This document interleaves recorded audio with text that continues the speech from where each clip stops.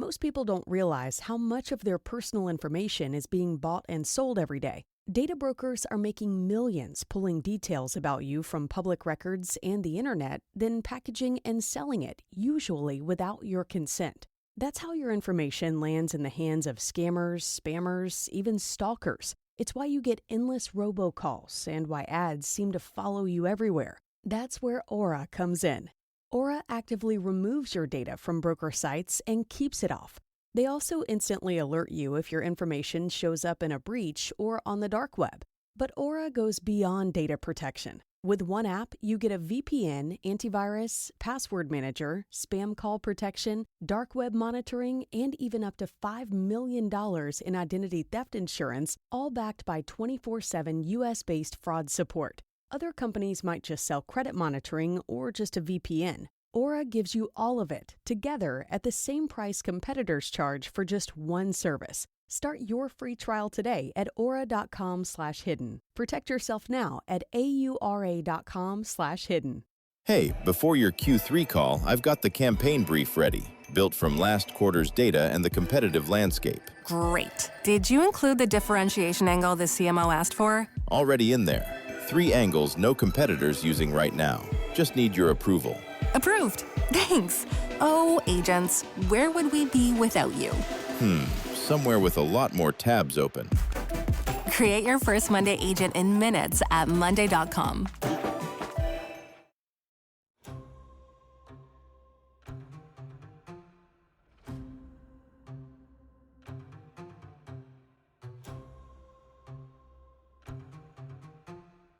All right, guys, it's true crime time again. We hope you've all had a great week so far, and if not, we hope that this brings you a little dark joy. I'm Ryan. And I'm Taylor. And this is Pure Malice. If you're listening on YouTube, go ahead and hit subscribe for us. It's one of the easiest ways to support the show and make sure you don't miss what's coming next. And with that, let's get into today's case. This week we are covering the clown. I skipped a whole ass word.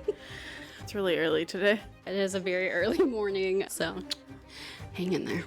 The killer clown murder, aka the murder of Marlene Warren, which is actually our first case to cover with a female killer. It is, and I'm kind of surprised at this. All right, so originally we were planning to save this case for Halloween just because clowns are kind of creepy and it reminded me of Halloween. Or my birthday. What? Or my birthday. Why? Because it happened on my birthday, like 2 years before my birthday. Oh, well, it did. Sorry. I thought you were saying that clowns reminded you of your birthday because I just said clowns remind you of Halloween. I'm like, what? Why? I'm actually not a real big fan of clowns. Yeah, I mean, I totally understand it, but yeah, you confused me. Also, my son is on this kick for clown balloons. He is. But just know, I had no idea what he was talking about when he was saying clown balloons. Oh. I was like, what is a clown balloon? Yeah, clown balloons. It's not always what you perceive, you guys. But in this case, it might be.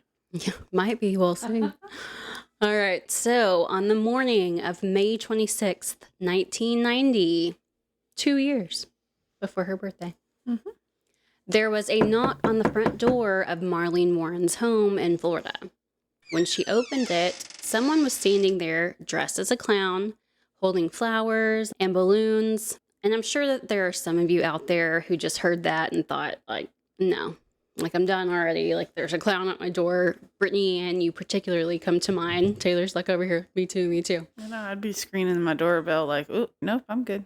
I'm not answering. Hey, that is the beauty of Ring.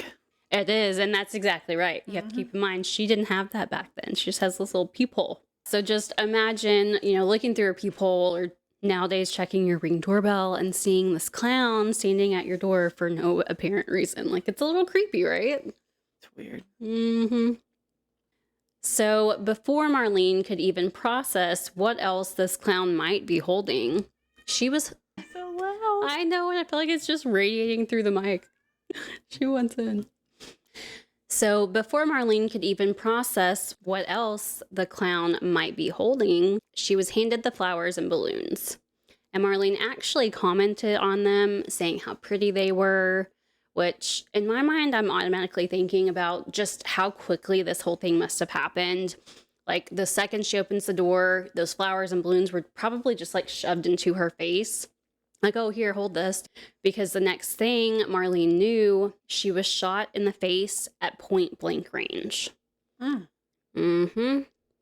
When Marlene first realized the clown was handing her flowers and balloons, she actually thought that it might have been from her husband, Mike. Maybe an apology or possibly a good faith gesture as if to say, like, let's reconcile.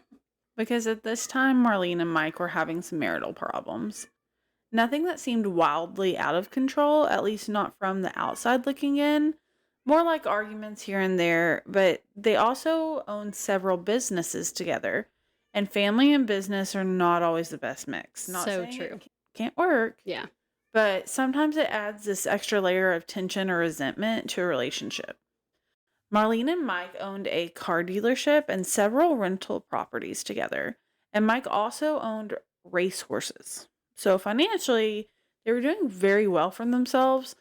They lived in a very nice neighborhood in Wellington, Florida called the Aero Club. And it was called that because there was literally a runway running through the back of the neighborhood where people could land their private planes. So Marlene and Mike had been married for 20 years, and by all accounts, Mike had been a great stepdad. Marlene had been married once before, which took place when she was really young, to a man named John Aarons. The reason that they got married so young was because Marlene's dad was in the Air Force, and when he got restationed in Europe, that meant that she would have to move to Europe too. So it was then that she decided to marry him, which I'm over here like, I would live in Europe. You would. I would, at least for a little while, like temporarily, but I'm over here like, no, I'm good. Taylor's like, no thanks. Yeah, America it is. Okay. Well, so the marriage ultimately did not work out, but they had two sons together, Johnny and Joe. Johnny had tragically passed away 2 years prior to the seemingly random clown knocking on the door. He had been in a fatal car accident, so at the time of her murder, Joe was her only living child. Joe, who was 22 years old at the time, said that he remembered his mom opening the door that morning after a white Chrysler LeBaron pulled up into the driveway around 11 a.m. He said his mom opened the door, took the flowers and balloons, and said, "Oh, how pretty." And then he heard what he thought was a balloon popping. But shortly after, he realized that the clown had pulled out a pistol and shot his mother directly in the face, which is terrifying. Mm-hmm. Joe had friends over that morning for breakfast, and after she fell to the floor, everyone raced to be by her side. Everyone who was there that morning said that the clown calmly walked away after shooting Marlene in the face. And Joe actually tried to chase after the clown to get them to stop. But in that car accident, he'd broken his legs, so he was in bulky leg cast, so he wasn't able to get around as quickly as he wanted to. But it was probably a good thing that he wasn't able to do that. He said that the clown turned around, looked at him briefly, and then slowly got in the car and slowly drove away. Obviously, this entire case and how it was carried out is already pretty creepy, right? But just imagine that, just walking slowly like Michael Myers, creepy. Most people who carry out crimes are panicking and fleeing the scene as quickly as possible. They definitely are not cool, calm, and collected enough to just slowly walk away from a crime that they just committed. So Joe and his friend hop in the car. They tried following the white car, but were unable to catch up with it. So the clown and the car disappeared in plain sight.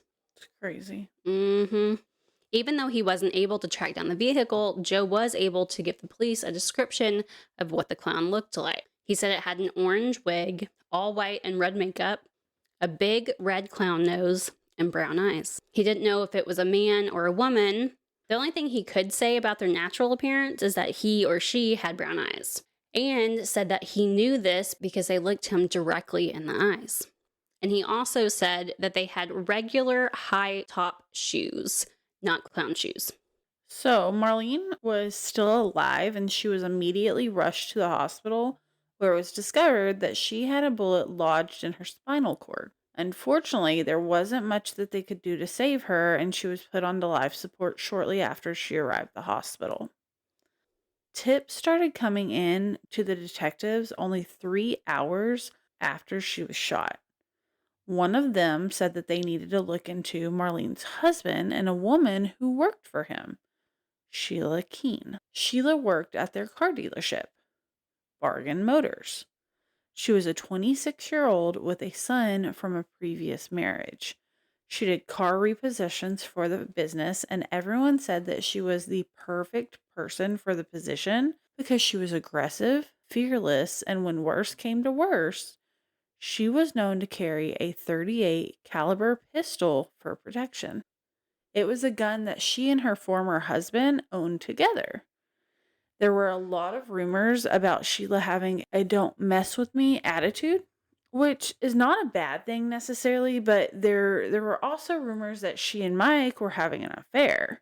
Some employees even said that they had been caught having sex in the office on multiple occasions. You may be thinking, just like, divorce your wife.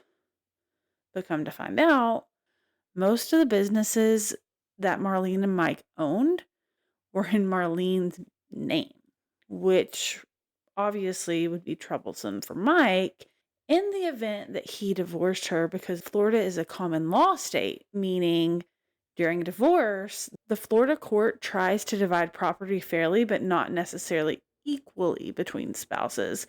It's not one of those states where It's joint property. it's both of ours, even though your name's on it. Yeah. So when detectives finally were able to track down Mike, he was miles away in a car with some friends heading to the racetrack. So there was no way that he could have dressed up as a clown, cleaned up, and then got to the racetrack. It would have been physically impossible for him to do all that. Not to mention that there were multiple other people in the car with him who were able to back up the timeline. Some people say that this worked out a little too perfectly, but it was never proven that he had anything to do with it. So detectives start looking into the tips on Sheila. They went to flower shops and grocery stores around the area to try and track down where the balloons and flowers had come from. And they also called around to costume shops to see if they could get any insight on people who had purchased clown costumes. They ended up calling Barbara Costercone and Deborah Offord, who worked at a local costume shop. So these two ladies had some very interesting information for detectives. They went on to tell them that 2 nights earlier, a woman had come in just as they were closing, and she was very adamant about seeing their selection of clown costumes, which really on any day is kind of weird. Right. But especially when it has to do with this case. Yeah. So the woman said she can come back tomorrow because we're closing right now. And the woman told them no, that she needed it right then and there, and ended up buying a clown costume, an orange wig, a red nose, and white makeup. So that obviously fits the description of the killer, right? Absolutely. And it's pretty distinctive. So detectives asked both women to describe the lady who purchased these items, and both of them described someone who looked very similar to Sheila Keene. And when they looked at a photo lineup, they both picked Sheila out and said that they couldn't be 100% sure, but they were pretty dang sure it was her. So tracking down the balloons ended up being a lot easier, which I would have thought that would have been like the hardest part, A little right? bit harder, yeah, for sure. But apparently it was a lot easier because both balloons were very distinct balloons. One of them said, "You're the greatest." And the other I'm one... sorry, that right there is just a little creepy to me too. Like, you're the greatest. Yeah, I you're don't the know. greatest. Boom. Yeah. Like, whew, okay. Yeah. And then, so the other one had Snow White and the 7 dwarfs on it. Also very creepy. Like, weird. Like, why pick that one? Yeah. Strange. Yeah. I don't know. The detectives were able to determine that the balloons were purchased at the grocery store called Publix. The employees there gave them a similar description of the woman who purchased the balloons, and when they looked at the time the balloons were purchased, it showed 9:22 a.m., which was about an hour and a half before Marlene was shot point blank in the face. Sheila only lived half a mile from the Publix grocery store where the balloons were brought. where the balloons were bought. Detectives obviously didn't think that this was just a coincidence at this point. So they went to talk to Sheila. And at this point in time, Marlene was being taken off life support just 2 days after the shooting occurred. Marlene's mother, Shirley, received a call telling her what was going on while she and Marlene's stepfather were vacationing and visiting friends in Arizona. So they flew back to Vegas, where they lived, and then quickly got another flight to Florida to be by Marlene's side. That's sad. Marlene's son, Joe, was there, and then Mike, her husband, was also there. So the fact that Mike was there really, pissed off Shirley, which is Marlene's mom. She oh, God, Tucker. I didn't kick. He's not moving now. He likes to do a one and done. Who later told CBS News that Marlene had recently confided in her that if anything happened to her, Mike had done it. If you guys ever say, if anything were to happen to me, come on now. Just get out of that relationship. Yes, be done. I feel like that's just a red flag. 100%. If you have to think that way, something's probably pretty seriously wrong. Mm-hmm. There's resources out there, guys. Get help. Get out of the situation if able, safely. But I know it's much easier said than done. But now, saying that, I couldn't find anything that definitely showed that Marlene had ever expressed wanting to leave her marriage. But I also think it could have been overshadowed by the case. It was found that her mother had told her to come live with her and seemed like she may have been planning to do it. So Shirley knew that Mike had an outright alibi, but she seemed to believe that he was still involved. I mean, it would definitely give you some doubts. I mean, just think about that being your kid or your sister or your family member and knowing that, yeah, that would leave some doubt in your head. Oh, I mean, the whole crown thing would give me the heebie-jeebies. Well, yeah. Who thinks of that? Well, yeah, and that does show a particular cruelty, were you wanting to taunt them? You know what I mean? It just feels a little extra cruel. And a little personal. Yeah, definitely personal. The bullet removed from her spinal cord was concluded to be from either a .38 caliber pistol or a .357, one of the two guns. And if you remember, Sheila and her ex-husband owned a .38 caliber pistol. So, as you can imagine, this fact only made detectives even more intrigued to dig into Sheila as a suspect. They went to her home to interview her, and she claimed to be out doing car repossessions at the time of the murder, but she couldn't remember any of the details of the cars that she'd repossessed that day. I feel like you would have a list or something. You would definitely have a list. Some addresses, You don't just repossess cars and not know anything about them. Well, you would know at least what kind, make and model that you're looking for to repossess at the very least, right? Yeah. She also told them that she had misplaced that gun about a month before the shooting. And I'm sorry, but who just misplaces a gun? Especially if you have a child, which she had. You don't do that. She also denied having a romantic relationship with Mike Warren and said that they only had a close friendship. When her neighbors were interviewed, though, they said that they saw Mike Warren coming and going so often that they thought he was her actual husband.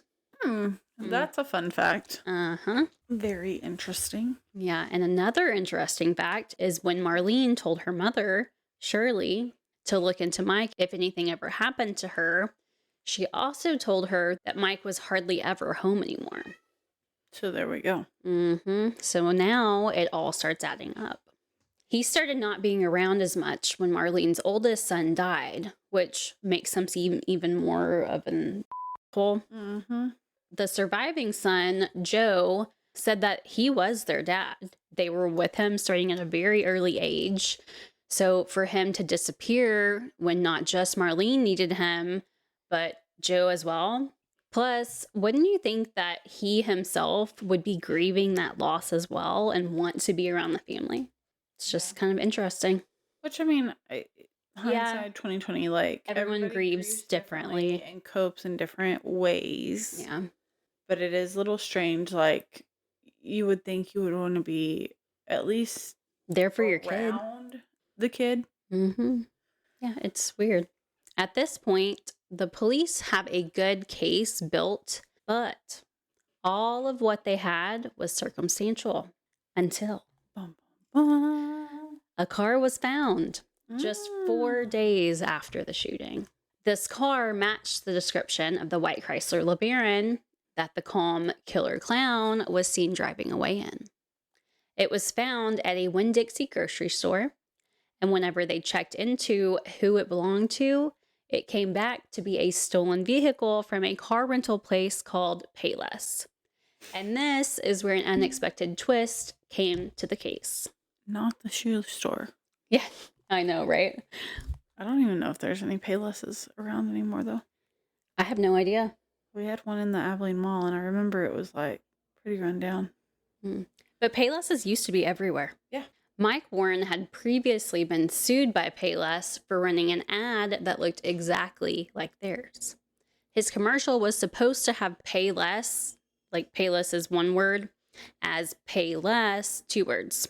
But whenever the ad was run, you couldn't really see the space between the words. And Payless argued that people would call Mike instead of them, and he got sued for it. So basically, he would get their business, you know. Mm-hmm. So back to the car, the last person that it had been rented to was a couple who ended up calling Bargain Motors, Mike's dealership. When they were ready to return the vehicle, instead of calling Payless, where they actually rented the car from, the person at Bargain Motors who answered the phone told them to leave the car on the street and leave the keys in the visor. Can you guess who the person may have been? I already know. I mean, that's already like so weird anyways. As someone who's rented a car, you want me to leave it in the back alleyway or whatever and leave the keys in it? Probably not. Okay. Yeah. So the couple said that they thought this was weird, but at the same time, they were just like, okay. Yeah, like that's what they want us to do. That's what we'll do. When detectives searched the white LeBaron, they found strands of long, dark hair. And just FYI here, guys, when people were asked to describe Sheila, people often referred to her hair as long, thick, brown hippie hair, parted in the middle. They also found orange fibers, just like the one that came from the clown wig used as a disguise in the murder of Marlene. But as I'm sure you know, DNA testing was brand new in the early 90s, so it wasn't very advanced at the time. So when they compared Sheila's hair to the hair found in the white LeBaron, the results came back as similar.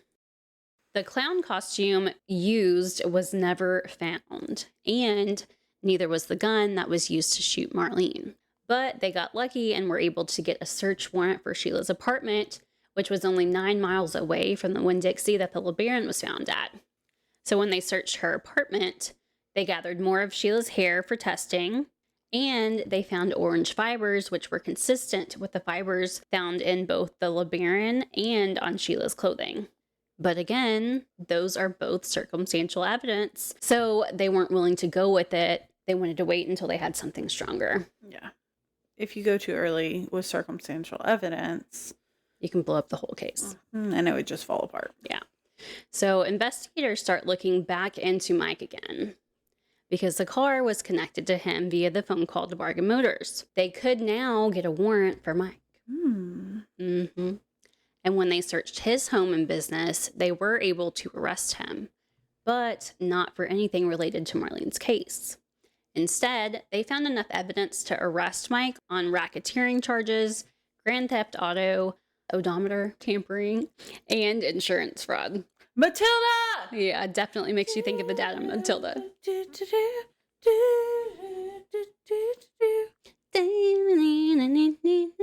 Yeah, that was a good one. Sister loves that movie. Oh, it's a good movie. It's cute. We've watched it a lot lately. I like it. So he was immediately arrested and ended up serving 4 years in prison for these charges, but they were never able to connect him to Marlene's case. Now, there are a lot of gray areas in Mike's life between the years of Mike being released from prison, which was mid-90s, and 2002. But we do know some things, like Mike argued with Marlene's son, Joe, about who should keep the house. And Joe basically got left with absolutely nothing. So that paired with losing his mom, and at this point, the only dad that he'd ever known, Mike, sent him kind of spiraling. He got into drugs as a coping mechanism, but he was able to completely turn his life around, and he ended up starting his own construction company. Good for him. Indeed. In his interview with 48 Hours, he said he owes it to his mom because he learned so much from her. Yeah. She used to take him to the rental properties anytime something needed to be fixed. And he said that if she couldn't fix it herself, which apparently was rare because she was known to be able to fix pretty much anything. But, impressive. Right? But if she couldn't, she would call a handyman, and whoever came out, she would have Joe watch them as they fixed it so that he could learn how to do it. And he did. So in 2002, Sheila moved away with her son and then got married to Mike Warren in Vegas. So I guess they just maybe thought everybody else wasn't as smart. Dumb.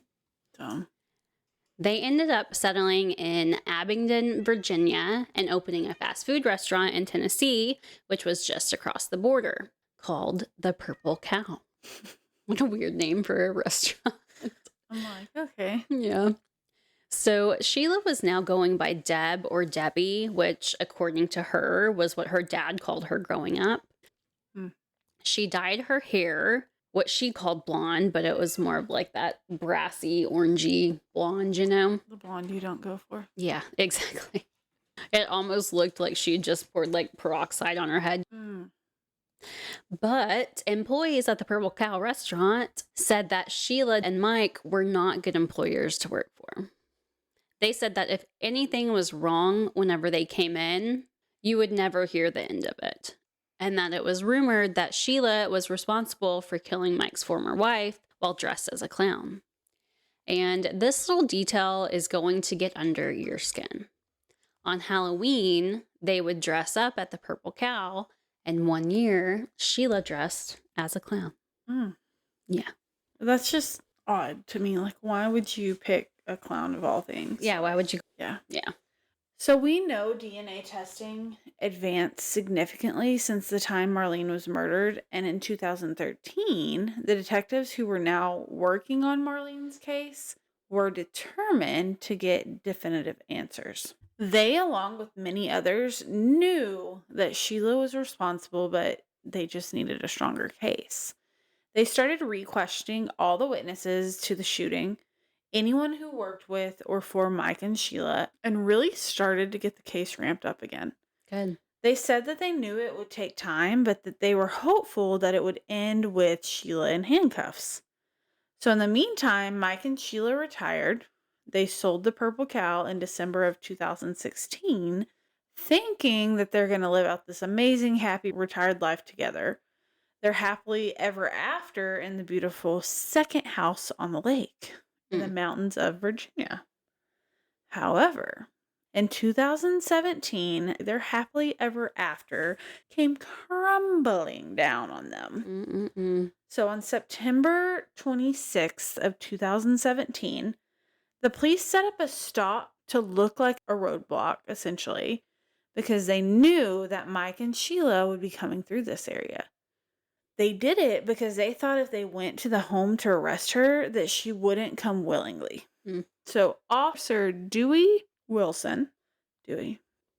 It's like the Scream movie. I was going to say, what is that off of? Scream. Anyways, Officer Wilson pulled them over and asked for Mike's driver's license, and then went to the passenger side and asked to see Sheila's ID as well. When she handed him her license, he said, "Can you step out of the car, please?" Ma'am, please step out of the car. You were under arrest for the 1990 murder of Marlene Warren. Wow. So 27 years later, she was booked in Virginia. And in her mugshot, she's smiling ear to ear. I just think something about that is just so Wrong, creepy. it's just almost disgusting. I don't know. I just don't like it. Yeah, I don't either. But especially like if your charges are for killing, like murder or whatever it is. Yes, any kind of And you're serious charge. Mm-hmm. I don't know. Yeah. Yeah. Like, surely you're not happy that you're booked right now or that you're possibly got caught. Like, I would think you were not happy to be in jail. you know, to each their own. Mm. But she was quickly extradited to Florida to stand trial for the murder of Marlene Warren. The prosecutor said that because there was new DNA testing, obviously they retested all the evidence from the case, and even though they wouldn't say what exactly they had, they did say what they had would be able to put Sheila behind bars permanently. Ooh. So, while Sheila was in prison awaiting trial, the prosecution was reading all of her mail to try and catch her slipping. However, nothing was ever found in her mail that tied her to the case. Her trial date got pushed back several times due to COVID, but finally, it was set for May of 2023. Her attorney said that Sheila was innocent and was ready for her day in court. But on April 25th of 2023, an unexpected plea deal was reached just weeks before her first-degree murder trial was set to begin. She withdrew her plea of not guilty to first-degree murder and changed her plea to guilty to the... She just doesn't stop. She wants in. That's like she knew every time I was talking. She's like, I'm already ADD. Come on now. She withdrew her plea of not guilty to first-degree murder and changed her plea to guilty to the lesser charge of second-degree murder as part of the deal with prosecutors. So in exchange for pleading guilty, Sheila was sentenced to 12 years in prison. 12 years for walking up to somebody point blank. Killing them in front of their kids and other friends and leaving. Yeah, no. Look, she received 2,039 days of credit for the time she already served in jail. Which is like 5 years, right?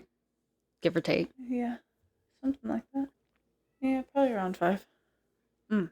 The about-face plea came as somewhat of a surprise to everyone, especially after the lead defense attorney, Greg Rosenfeld, said that she was innocent and ready for her day in court in June of 2022. To quote him, he said, "We have no question that Mrs. Keene Warren did not commit this crime." After this plea was entered, her lawyer, Rosenfeld, explained the change of plea. He said, quote, "When she was arrested, the state of Florida wanted to execute her. This was a death penalty case for 18 months. They wanted to murder our client, and now she's going home in 10 months. Wow. That's crazy to me. That is crazy. So unjust. To say this is a win would be an understatement for Miss Keene Warren. Like, really? Yeah, wow.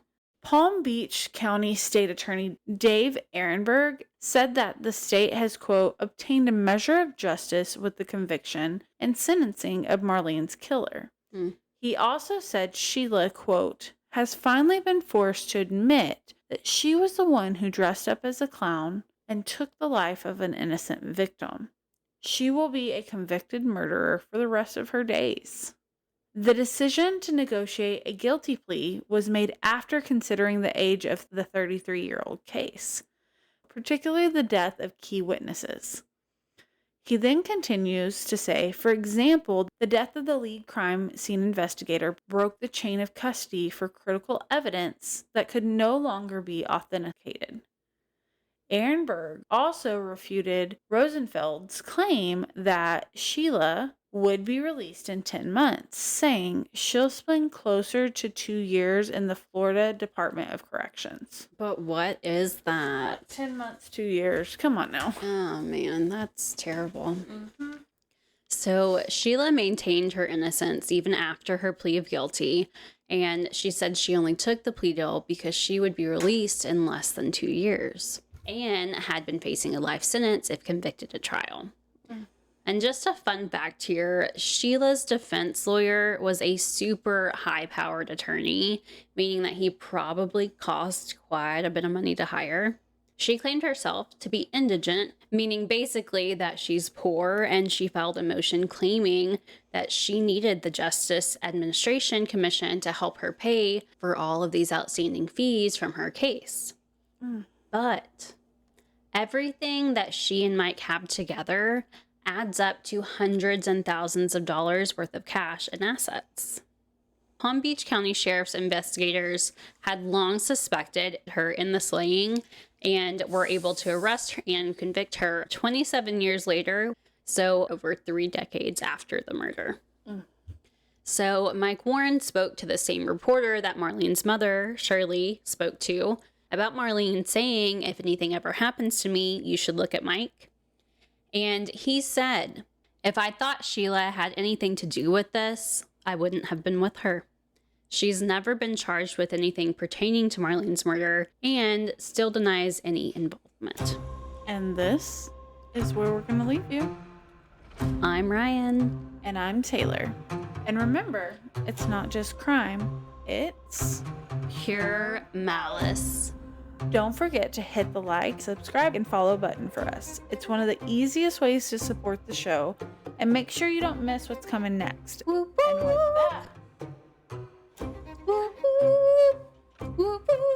And with that, we'll see you next week. Bye, guys. There's a brand new typing program for kids that improves typing technique and accuracy with fun, engaging lessons your child will love. Good and Beautiful Typing allows your student to log in, learn independently, and finish each lesson in about 10 minutes or less. There are no ads and no stress, just skill-building activities and lots of encouragement every step of the way. Try it for free at learntotype.com. That's learntotype.com.